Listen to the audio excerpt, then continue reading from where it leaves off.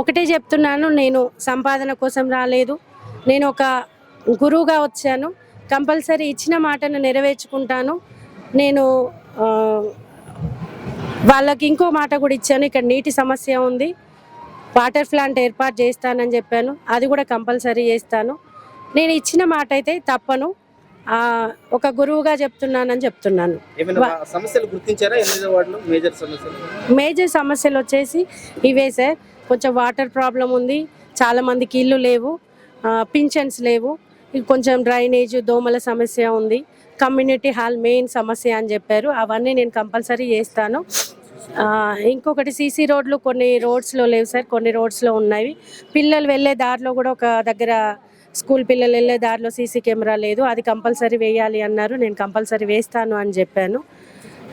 ఇంకా వాళ్ళ ఇంటి సమస్య అయినా నేను వచ్చి చెప్తాను, చేస్తాను అని మాట ఇచ్చాను సార్. ప్రతి ఇంటికి కూడా ఒకటే చెప్పాను, ఇది ఒకటే కాదు, అందరి సమస్యలు ఒకటే కాదు, మీకు నేనున్నాను, మీ ఇంటి సమస్య ఏది ఉన్నా నేను చేస్తాను అని వాళ్ళకి కంపల్సరీ వాగ్దానం చేశాను. నెరవేర్చుకుంటాను కూడా అని చెప్పాను.